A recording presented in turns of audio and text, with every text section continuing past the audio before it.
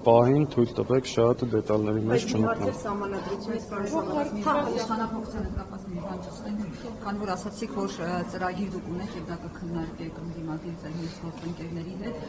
ամեն դեպքում դուք հակված եք փողոցային տարբերակով Փաշինյանին հեռացնելու, թե անվստահություն հայտնելու։ Ես ուրիշ տարբերակ չգիտեմ իշխանության հեռացնելու։ Սպասեք 6 ամիս անվստահություն։ Դրանք իրար փող լրացնող են։ Ես կարծում եմ, որ առանց փողոցի հնարավոր չի անվստահության հասնել եւ հակառակ։ Այսինքն մենք առաջին օրվանից ասել ենք, որ փողոց եւ խորհրդարան պետք է լինի համատեղ, որովհետեւ դա է հաջողության հասնելու ճանապարհը։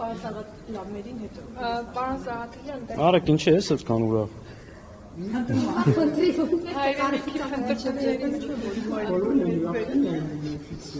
Պարոն Սաղաթելյան, սահմանադրության փոփոխության վերաբերյալ եւ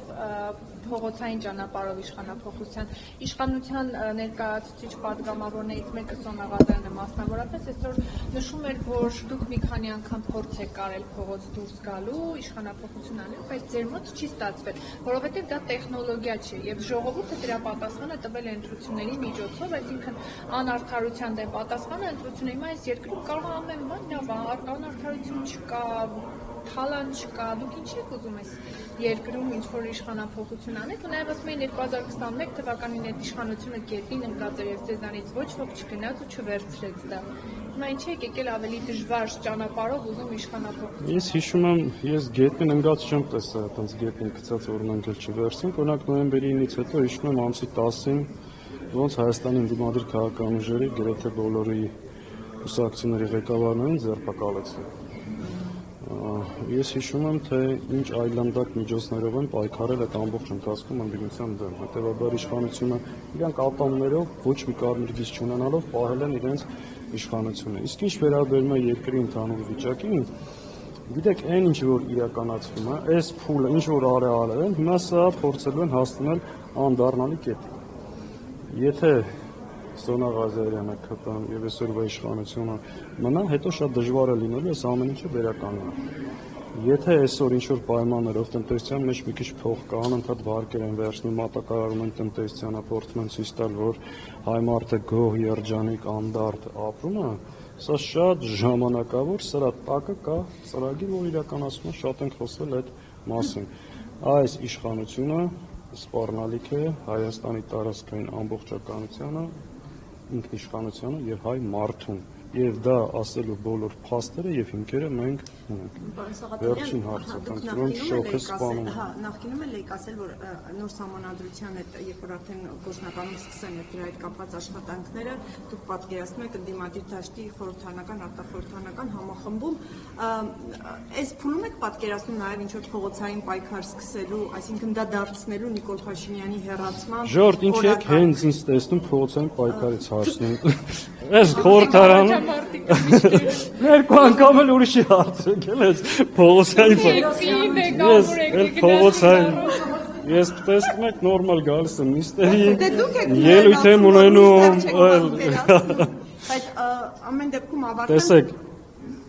ովքեր փորձել են այս ընթացքում իրենք կարող են այդ հարցին պատասխանել հարցրեք չփորձողներին որովհետև այս ընթացքում բան չանողներին բայց ես դրանից չեմ խուսափում այո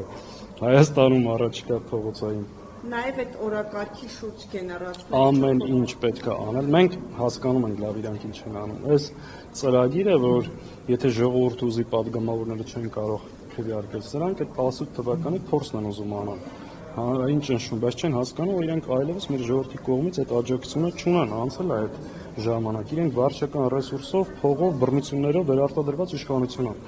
Էլ չեն կարող ժողովրդին տանեն մարդկանց պատուհանների տակ եւ ստիպեն, որ քվեարկություն անեն։ Ամեն ինչ պետք է անել Ալիևի հակով գրված սահմանադրությունը ձախողելու համար։ Վերջի կարճ հարցը, պարոն Սաղաթելյան, այս որ դուք ասել եք արտախորհրդարանական նաև համախմբում, արտախորհրդարանական ուժերից քննադատություններ էին հնչեցնում, թե եթե այսպես եք ասում, սա ինչ է նշանակում, որ դուք տապալել եք ներսում քվեարկությամբ դա թույլ չտալու օրակարգը, որ մի հատ էլ դուրս եք գալիս։ Ես տեսա զարմացա, անկեղծ, ուզում էի զանգեի Էդմոն Մարուկյան, բայց դեռ կզանգեմ, որ այսինքն ոնց կարելի է, ես գամ կանգնեմ ստեղ, ձեզ ասեմ, որ բացառում եմ, որ մեզանից մեկը կքվեարկի, ինքը լայվ մտնի, ասի դա նշանակում է, որ իրանք վստահ չեն իրենց թիմի վրա, հասկանում եք, մանիպուլյացիայի չափ կա, ձև կա, հատկապես երբ որ շփում կա, էլի, ես քաղաքական դաշտի այս նոր բանը, ամոթել, այսինքն հարցում ես հեռախոսով զանգի ճշտի, եթե չեն բավարարի, դիր հրապարակային խոսի, էլի, այսինքն չի կարելի այսքան ասենց օփիս բռնել, հիմա լայվ են արա, այսքան մարդ նայել է, ես էլ պետք է դնեմ հերքեմ, ընդ որում ասում եմ,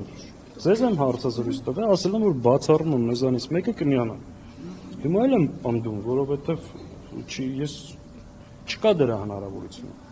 մենք այդ օրակարգով ենք նայվեք այս խորհրդարանը, տեսեք, նույնիսկ մեր գործընկեր ուժի վրա եմ այս հարցում վստահ, որ չկա, իրանք էլ են այս օրակարգով նայվեք, մենք ստեղ պետք է այդ ճակատը պահենք, դրսում պահենք, մենք ես ինչ եմ ասել եմ, որ արտախորհրդարանական ուժերին ևս պետք է ներգրավել այս process-ի մեջ, դա չի նշանակում, որ մեր վրա այս պատասխանատվությունը գցել եմ, ասել եմ, չէ, մենք անցնելու ենք այն կողմ, դուք եկեք մեզ փրկեք, այսինքն ոնց կարելի է ամեն ինչը, ընդհակառակը լայն համախմբում է պետք է, այդ ոչի ճակատի մասին ես առաջին անգամ խոսել եմ Դաշնակցության 135 ամյակին 25 թվականի նոյեմբերին, մեծ հայտարարություն եմ արել, հիմա էլ եմ դա պնդում, ինձանից հետո տարբեր քաղաքական ուժեր արել են, որի համար միայն ուրախ եւ երջանիկ ենք, եկեք խել գիտանք սրա դեմը առնենք հերիք, այսինքն ամեն մեկը լայվ մտնեք, մի 5 հոգու փորձեք թիրախավորել, ինչա թե դուք լավ երևաք։ Հիմա ես ինչ թույլ չեմ տալի, չէ, արտախորհրդարանական ուժերին, ովքեր շեմը չեն անցել, ովքեր 0.2%, 5000, ասենք, ես իմ գյուղում ավելի շատ եմ ձայնը ստացել, քան իրանք ամբողջ իրենց կուսակցությամբ։ Բայց մի անգամ թույլ չեմ տվել ինձ ասեմ, տղերք ինչի մասնակցեցիք, ինչի փոշիացրեցիք, ինչի էսի արդ, չեմ ասել, որովհետև ինձ խնդիր իրանք չեմ։ Ընդհակառակը փորձում ենք իրենց հետ լավ հարաբերություն ձևավորենք, բերենք այս օրակարգի շուրջ, եթե անկեղծ է այդ դաշտը, փորձենք այս հրեշների դեմը առնել։ Պարոն Սաղաթելյան, հանձնաժողովների վերաբերյալ մամուլը ի սկզբանե գրում էր, որ հավակնություն չկա որևէ հանձնաժողովի պաշտոն ստանձնելու, բայց դες մարդու իրավունքների պաշտպանի մշտական հանձնաժողովը բաժին եկավ, նա այդ տեղեկությունը կհաստատեք, թե կհերքեք իրականում չունեք որևէ հավակնություն, որոշել եք արդեն ուր լինելու։ Անկեղծ ասեմ, այո, մենք սկզբնական շրջանում հաշվի առնելով նաև նախորդ խորհրդարանի փորձը դրա արդյունավետության հարցը խիստ կասկածի տակ էինք դնում, այնպես չի, որ հիմա էլ չենք դնում, բայց